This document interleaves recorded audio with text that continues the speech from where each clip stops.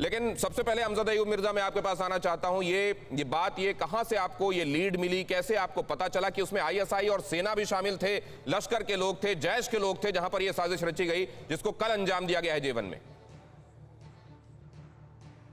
जी बहुत शुक्रिया। देखें, बात यह है कि मैं अपना सोर्स तो यहाँ पे रिवील नहीं कर सकता। हमारे लोग जो है वो अपनी जान पर खेल के इंटेलिजेंस इंफॉर्मेशन गैदर करते हैं, और आज भी मैं समझता हूं कि सबसे मतलब अगर इसको रिफ्यूट किया जाएगा कि अमजद अयूब मिर्जा को तो इल्हाम होता है, खाम ख्याली होती है, तो do you have something to substantiate also, ये मेरे कहने का मतलब है।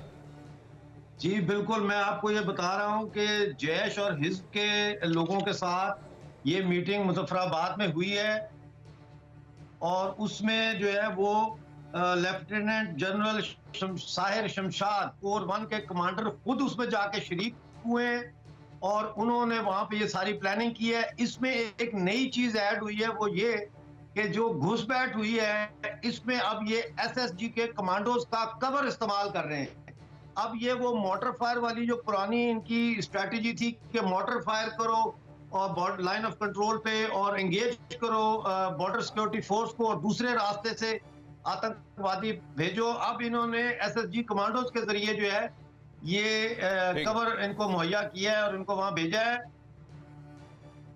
ठीक है सर। अमजद अयूब मिर्जा साहब, ये बड़ा खुलासा आपने किया, इस पर फौरन ही प्रतिक्रिया ले लेना चाहता हूं मैं। हामिद खान पाकिस्तान से पत्रकार हमारे साथ जुड़े हुए हैं। हामिद साहब, समझाइए जा रहा है कि अब ये वही लड़ाई रूप बदलकर इसलिए की जा रही है, चेहरे बदलकर इसलिए की जा रही है, बल्कि मुखौटे पहनकर, क्योंकि वहां एफएटीएफ का फंदा कसता जा रहा है।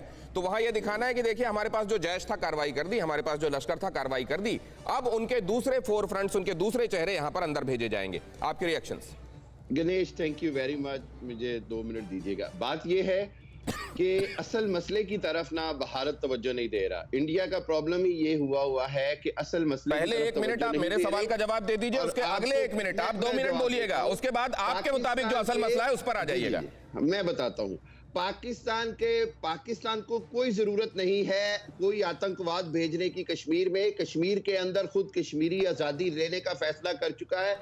नौजवान स्टूडेंट जो है वो खुद रेजिस्टेंस कर रहा है, आजादी के लिए लड़ रहा है। पाकिस्तान को कुछ करने की जरूरत नहीं है। और मैं ये कहूंगा कि अमजद अयूब साहब हो या जो भी हो, मैं तो ये कहता हूं कि ये भारतीय सेना और भारतीय सिक्योरिटी एजेंसियों की नहायत नालायकी है कि अगर उनको पता भी चलता है और उनसे हम सारा कुछ हम पाकिस्तान कर लेते है, तो इसीलिए तो मैं कहता हूं कि पाकिस्तान को आप सुपर पावर मान लें कि पाकिस्तान तो सारा कुछ कर लेता है। 10 लाख इंडियन फौजी कश्मीर में है और फिर भी पाकिस्तान जनाब भेज देता है आपके लिए आतंकवाद। ये कैसे मुमकिन है? एक तो मुझे आपकी भाषा पर सख्त एतराज है, एक तो मुझे आपकी भाषा पर सख्त एतराज है।